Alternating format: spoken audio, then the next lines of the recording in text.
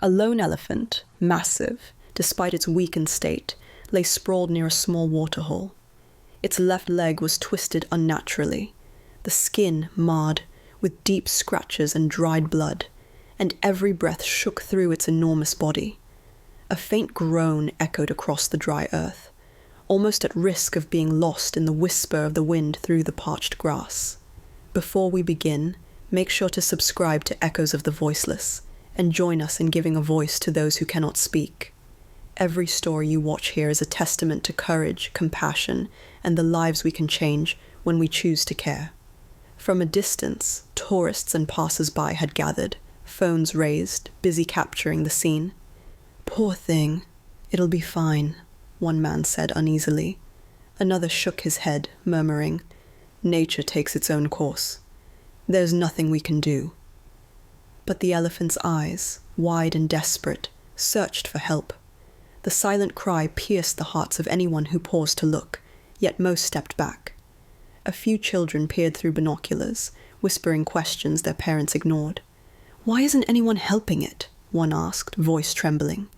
The adults shuffled awkwardly, glancing at each other as if the problem didn't exist, or as if acknowledging it might force them into action. Hours passed. The sun climbed higher, and the heat shimmered over the dry earth. The elephant's groans grew weaker, each movement more labored. Suddenly, the distant rumble of tires broke the oppressive silence. Not an emergency vehicle, but a convoy of jeeps, tourists, cameras clicking incessantly. Yet no one approached. They were spectators, not rescuers. Then a figure appeared on the horizon. She moved slowly, deliberately, her boots sinking slightly into the dry earth with each step. Her dark hair was pulled back tightly, a practical ponytail swinging as she navigated the uneven terrain. Emma Harper, known in wildlife circles by her call sign Falcon, surveyed the scene from a distance. Her sharp eyes took in the elephant's condition, the crowd, and the faint scent of fear in the air. Emma crouched behind a sparse acacia tree, studying the elephant carefully. Every breath of the massive creature was a plea for help. She could see maggots beginning to gather near a fresh wound, the skin rough and raw. "Not much time," she whispered. Her hand brushed against her radio, already sending coordinates to the nearby ranger station. But first, she needed to calm the crowd, prevent panic, and gain the elephant's trust. Nearby, a man wearing a safari hat laughed nervously, pointing at the elephant. "Look at it. It's probably just resting." Others nodded in agreement. A teenage girl in a pink shirt whispered sharply to her mother, "We should call someone." But her mother placed a hand on her shoulder, silencing her, as if this were just another spectacle. A wave of anger surged through Emma. Those who could help chose to record instead, leaving a living creature to suffer. Emma stepped forward slowly, palms open, her voice soft. "Easy. It's okay." The elephant's ears twitched, its head lifting slightly, uncertain. A stick snapped under someone's shoe. Behind her, a group of tourists shifting positions, and the animal flinched, letting out a fearful groan. Emma froze, holding her hands out, letting the sound pass. Patience. Always patience. The distant rumble of tires grew louder, signaling that the specialized wildlife rescue team had arrived. Emma, still crouched near the injured elephant, raised her hand, signaling the crowd to step back. Her voice carried authority, calm yet commanding. "Everyone, back up. Give us space. We're here to help." A jeep came to a halt, and a uniformed officer stepped out, followed by a veterinarian carrying a first aid kit. The officer nodded toward Emma. "Call received.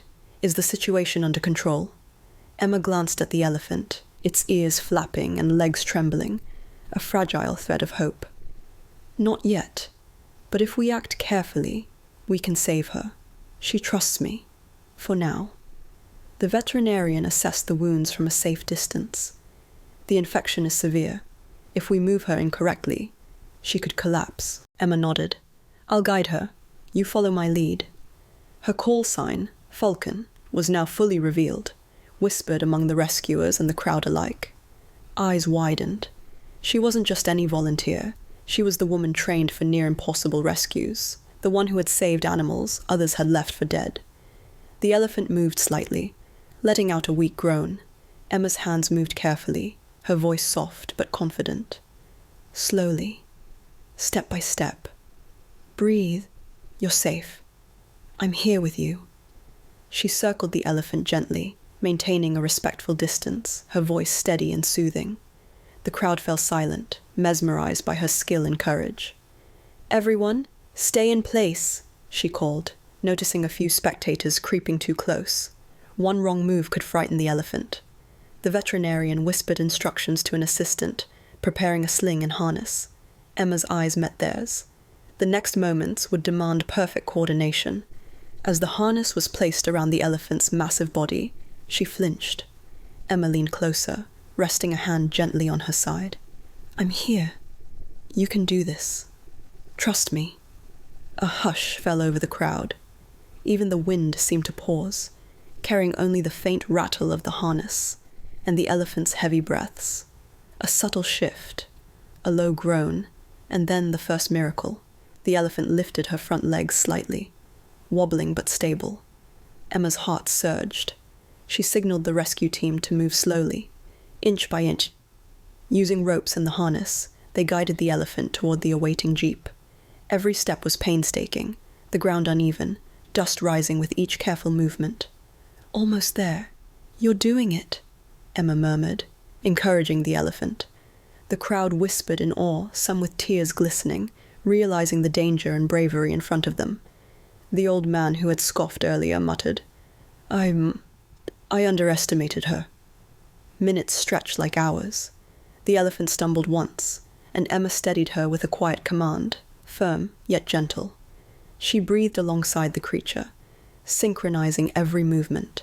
A collective intake of breath came from the crowd as the elephant finally stood fully on all fours, supported by the harness. Relief washed over the clearing. The veterinarian signaled that she was ready for transport. Emma guided the massive animal carefully into the jeep, keeping her injured legs stable, whispering soft reassurances the entire time. The vehicle rumbled away steadily, leaving the dusty clearing silent, except for the hushed voices of spectators still processing what they had witnessed. The crowd slowly dispersed. Some lingered to whisper apologies to the elephant. Others simply stared in awe. Emma stood tall, uniform dusty, sweat streaking her face, yet her gaze calm and resolute. A mother whispered to her child, "See?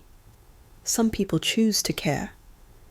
The wind stirred across the dry savanna, carrying the scent of earth and dust, and the lingering echo of hope left behind by Emma and the injured elephant. The moral was clear.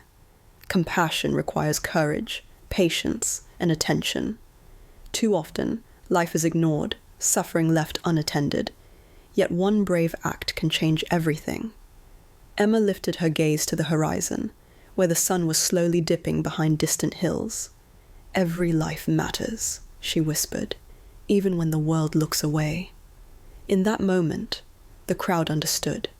The awe wasn't just for the rescue. It was for principle, courage, and the steadfast belief that even the most helpless deserve hope. Emma Harper, callsign Falcon, had reminded everyone that humanity's measure is not in words, but in the courage to act when it truly matters. And the elephant, finally safe, had been given not just a second chance at life, but a testament to the power of compassion, endurance, and heart.